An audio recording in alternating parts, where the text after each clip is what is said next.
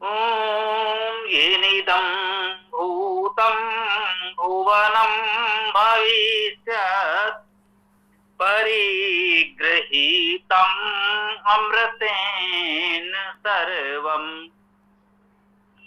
येन यज्ञः तायते सत्होता तस्मै मनः शिव संकल्पमस्तु।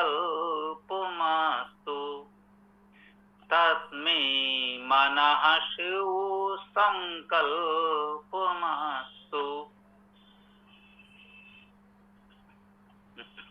इस शिव संकल्प सूक्त का देवता मन है, अर्थात इस मंत्र का दिव्य गुण, इसकी दिव्यता, इसका विषय मन है। इसमें मन के विषय में बताया गया है। कहना ये जिसके द्वारा,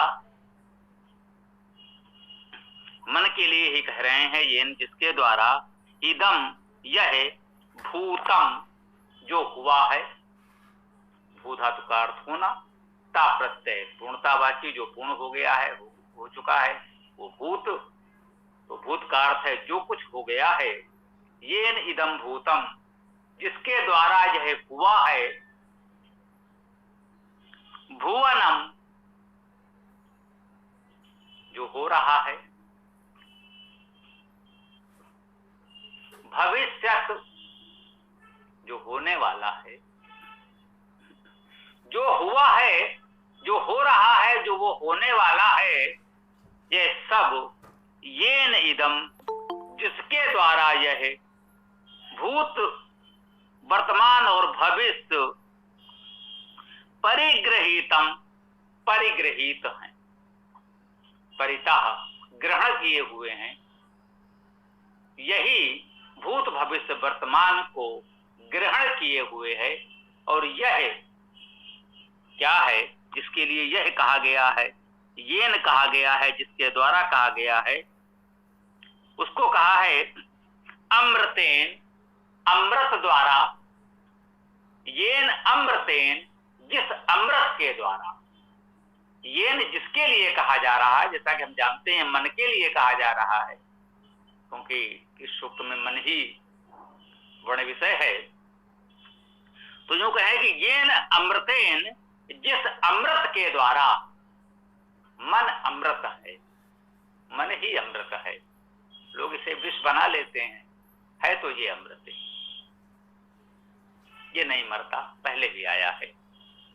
तो येन अमृतेन जिस अमृत के द्वारा सर्वम सभी भूतम भुवनम भविष्यत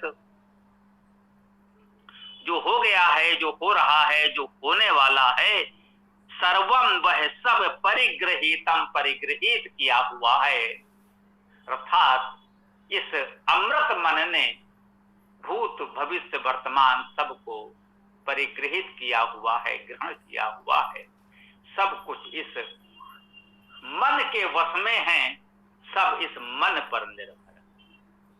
जैसा हमारा मन होता है वैसा ही भूत भविष्य वर्तमान बनता है। भूत के विषय में भी जैसा हम विचार करते हैं, जैसा मनन करेंगे, जैसा हमारा मन होगा, वो कम से कम हमारे लिए तो वैसा ही हो जाएगा। अन्य के लिए वैसा होगा जैसा उसका मन होगा, वो विचार करेगा। जो हो रहा है, जो हमारा मन जैसा है वैसा ही होगा। जो हमारा मन होगा, जो विचार होगा, उसके अनुसार कार्य होंगे, व्यवहार होंगे, और स्वाभाविक है वैसा ही होगा परिणाम भी। और इस समय हम जो विचार करेंगे, जो मनन करेंगे, उसके अनुसार कार्य करेंगे, भविष्य भी वैसा ही बनेगा। तो इस अमृत मन के द्वारा भूत वर्तमान भविष्य परिगृहित हैं, ये बताया गया। और कह रहे हैं येन यज्ञः तायते सप्त होता, येन जिसके द्वारा यज्ञ, यजन, यजन का अर्थ हम जानते हैं, यजन धातु का अर्थ देव पूजा, संगति दान करना। तो देव पूजन, संगति और दान जैसे सत्कर्म, येन जिसके द्वारा तायते विस्तार किए जाते हैं। ताय धातु का अर्थ विस्तार करना, संरक्षण करना भी है।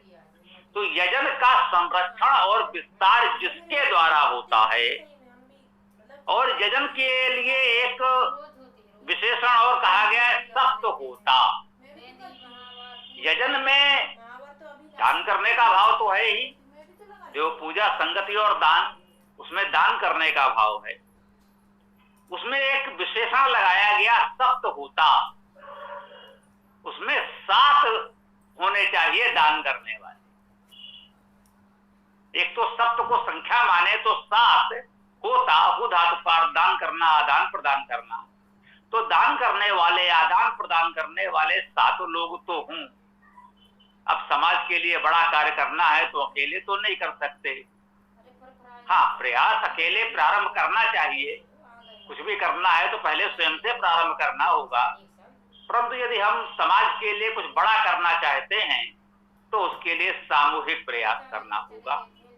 सब धातु का अर्थ समूह बनाना भी होता है। अभी भैया ने पढ़ा सब धातु के अनेक अर्थ, उसमें समूह बनाना भी है। तो सप्त शब्द का अर्थ बहुधा समूह भी होता है, सामूहिक प्रयास। तो ये भी महत्वपूर्ण है, ध्यान देने योग्य है। सप्त होता अर्थात सामूहिक रूप से दान करने वाले, आदान प्रदान करने वाले। यजन की सार्थकता तभी है जब हम सामूहिक रूप से उसका प्रयास करें। अकेले यजन नहीं होता।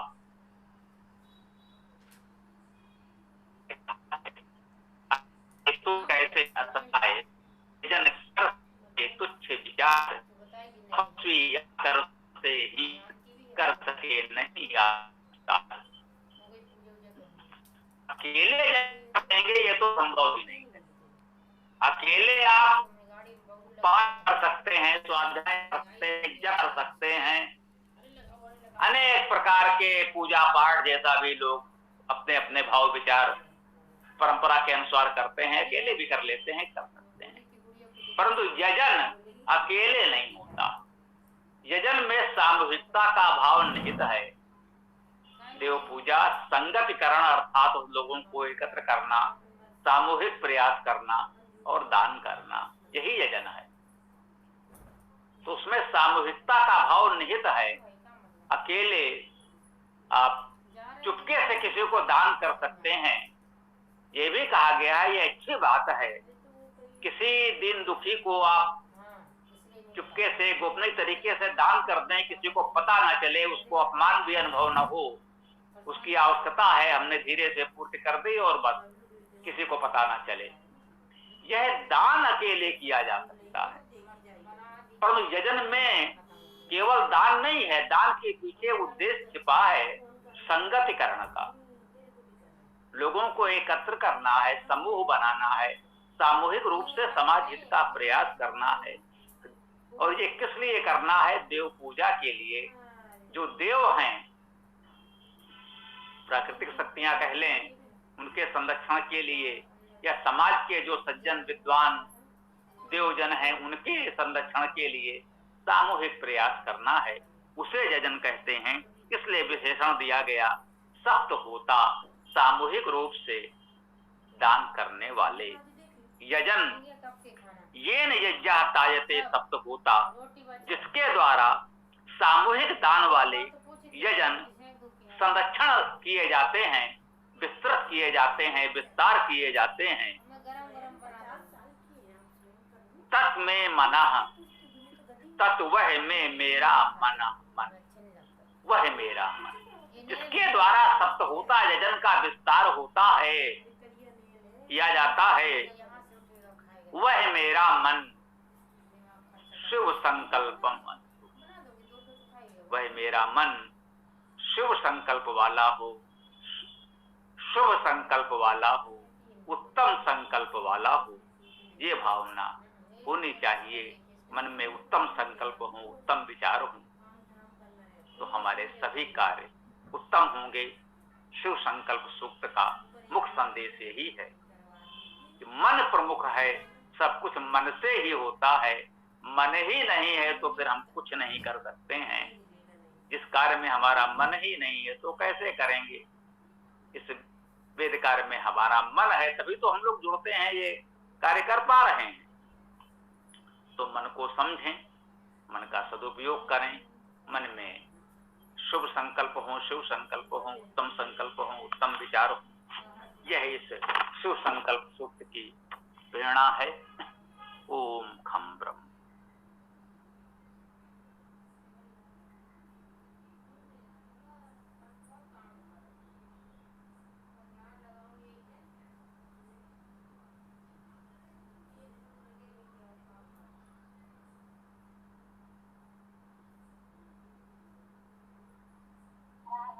जी, किसी साथी का मंत्र से संबंधित कोई भी प्रश्न हो तो वो रख सकता है।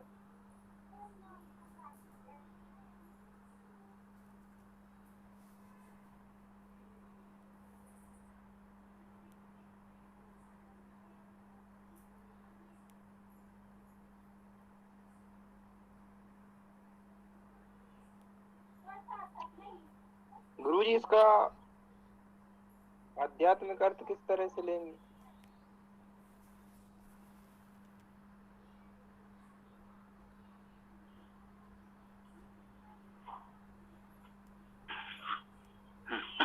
भैया जी, यह आध्यात्मिक अर्थ ही है। इसके और आगे आध्यात्मिक अर्थ मुझे लगता है कुछ अनावश्यक खींचना हो जाएगा। हम मन की बात कर रहे हैं, किसी सांसारिक कार्य की बात कर ही नहीं है। जो भी अध्यात्म होगा वो मन से ही होगा।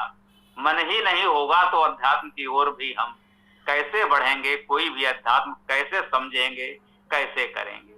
हम वेद से जुड़े हैं तो मन है तभी जुड़े हैं।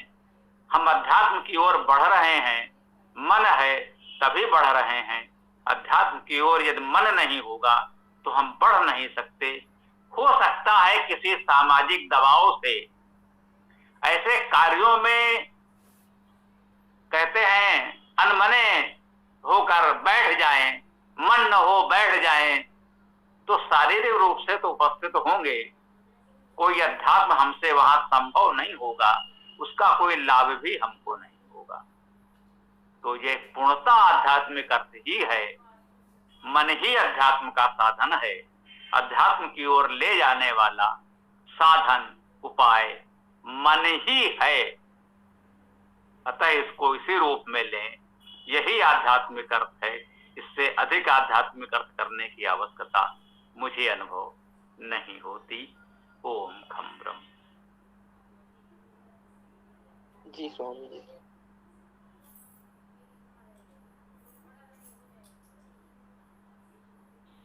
स्वामी जी नमस्ते।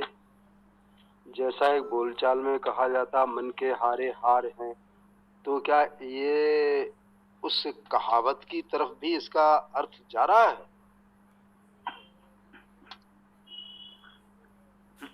कह सकते हैं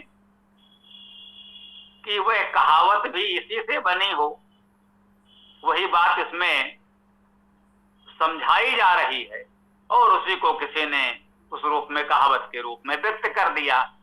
मन के हारे हार है, मन के जीते जीत। तो कुछ भी घटित होता है तो सबसे पहले वो मन में घटित होता है, रूपरेखा मन में बनती है, तब वो कार्य रूप में परिणत होता है। ये तो सही है। यदि मन से ही हम हार मानकर बैठ गए तब तो जीतने का कोई प्रश्न ही नहीं रह जाता। मन में यदि जीत की भावना है, प्रयास करेंगे तो जीत होने की संभावना है, बहुत अधिक है। हो सकता है ये ना कहें कि भाई मन में हम जीत ठान कर जाएंगे तो जीतेंगे ही, लेकिन जीतने की संभावना बहुत हो जाएगी। और मन से ही हार मान लिया तो जीतने की कोई संभावना शेष नहीं रहेगी। ओम। इसी तरह से एक दूसरी और कहावत चलती है, मन चंगा तो कठौती में गंगा। तो वो भी उसी बात के लिए स्थिर है कि भाई हमें अपने मन से जो है दृढ़ता पूर्वक किसी कार्य के लिए जुटना चाहिए, संकल्पवान होकर के।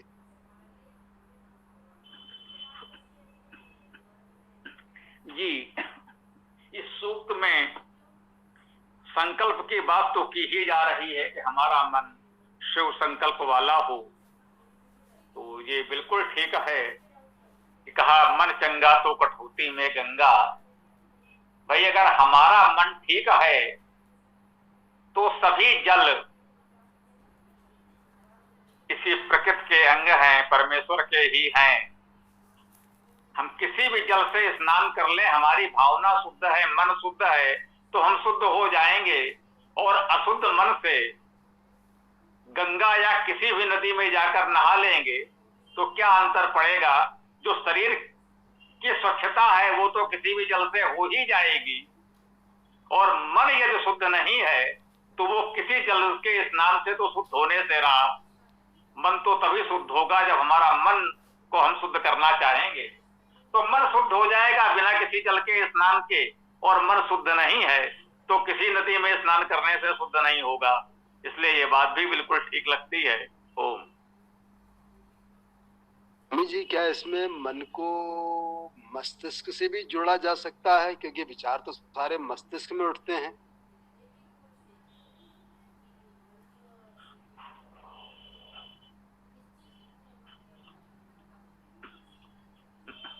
जी हाँ, इस प्रकार से तो हम कह सकते हैं कि ये मन जो है वो संभवतः अधिक सूक्ष्म तत्व है। इसको इस रूप में हमें समझना चाहिए। मन चेतन है, जड़ नहीं है। पहले ये कहा गया, संभवतः प्रथम मंत्र में ही आया कि चेतो धृति जा, वह तो चेतन है। और जिस मस्तिष्क की बात कर रहे हैं वो शरीर का अंग है, वो जड़ शरीर का अंग है, जड़ है वो तो, है ना।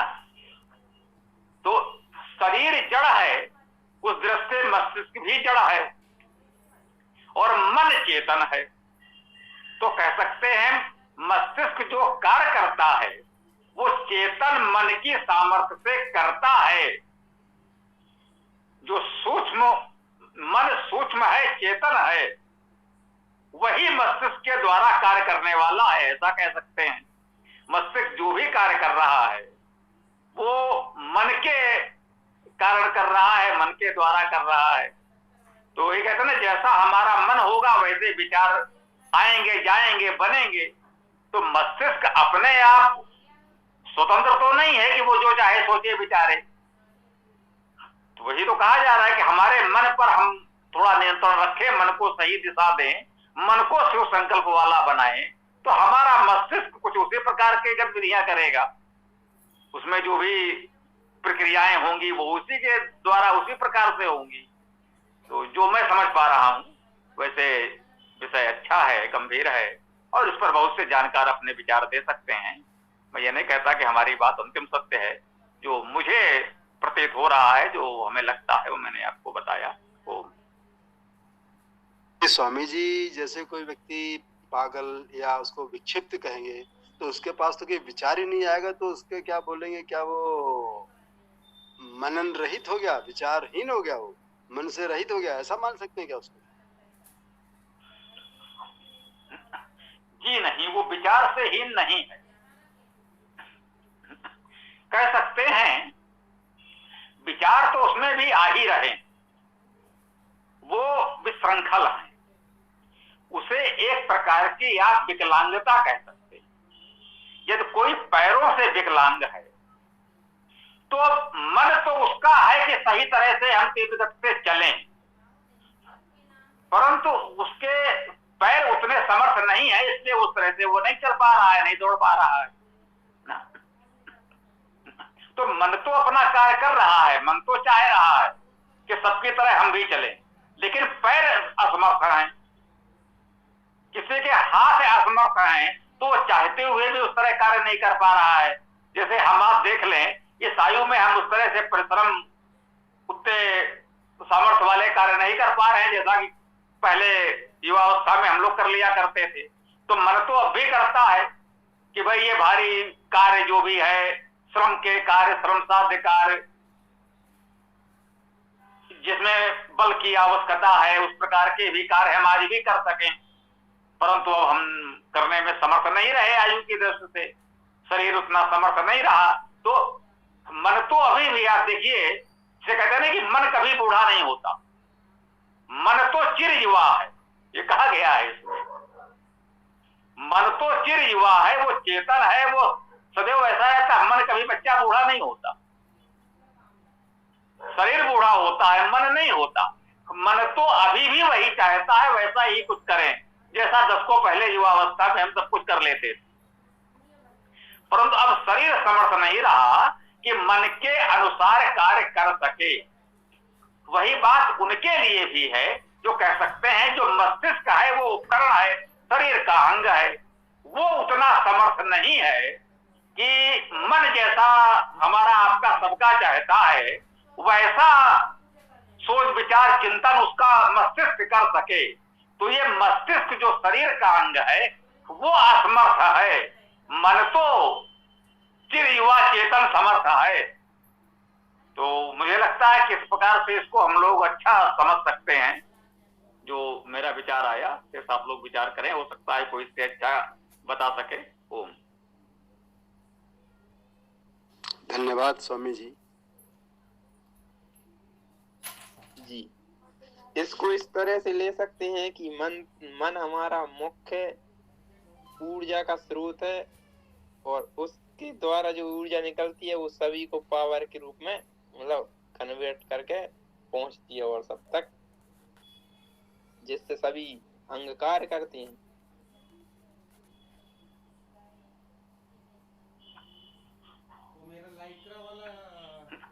जी, इस शिव संकल्प सूक्त में यह कहा गया है कि मन ही सारथी है। जैसे सारथी रस्सियों के द्वारा, लगाम के द्वारा अश्वों को चलाता है, वैसे ही मन ही हमको चलाता। ये शरीर मन के द्वारा नियंत्रित होकर कार्य करता है। जैसे रथ का सारथी रस्सियों के द्वारा, लगाम के द्वारा घोड़ों को चलाता है, जैसा जिधर चाहता है उस दिशा में ले जाता है, वैसे ही ये मन ही है जो हमको अपने अनुसार ले जाता है। तो जो आपने कहा ये कि मन अति सूक्ष्म है, वो चेतन ऊर्जा है, इस स्थूल शरीर का संचालन करने वाला वही है। कहीं किसी ने संभवतः कहा ही है कि मन एवं कारणम बंधन मोक्षयो, कुछ प्रकार की बात है, आपने सुना होगा कि बंधन और मोक्ष का कारण तो मन ही है। मन ही कुछ ऐसे विचार करेगा, शरीर से ऐसे कार्य कराएगा कि बंधन या मोक्ष की ओर हमारा जीवन जाएगा। तो करता धरता तो मन ही है। कर्म जो भी होता है, भी कहा गया ना कि इसके बिना कोई कर्म संभव ही नहीं। जितने भी कर्म हम करते हैं वो मन के द्वारा ही संभव होते हैं, मन के बिना कोई कर्म नहीं होता। तो जो भी हम कर्म करते हैं उसका उत्तरदायी कौन हुआ? मन हुआ। तो जो भी अच्छे बुरे कर्म हुए उसका उत्तरदायी मन है, उसका फल का भोक्ता भी मन है। ये तो सुसंकल्प सूक्त में स्पष्ट किया गया है। अब इसे कोई घुमा फिराकर कहीं कुछ और अर्थ का अनर्थ करना चाहे तो उसकी इच्छा। यहाँ तो शब्दसार्थ देखिए बिल्कुल स्पष्ट है कि मन ही सब कुछ कर रहा है। तो जब कर्ता मन है तो भोक्ता भी मन है, सब कुछ उसी को करना है, उसका फल भी उसी को मिलना है। बहुत सुंदर तरीके से इन सरल से मंत्रों में स्पष्ट किया गया है, जैसा कि मुझे लगा। ओम। स्वामी जी, ये बात कहते हैं कई लोग कि जैसा हम सोचते हैं वैसा ही बन जाते हैं, क्या ये बात सत्य है स्वामी जी?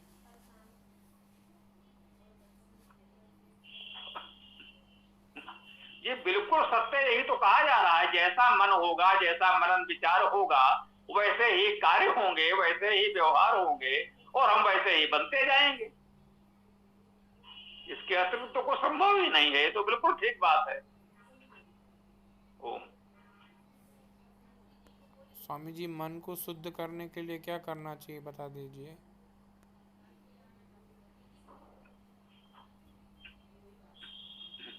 जो हम लोग कर रहे हैं यही करना चाहिए।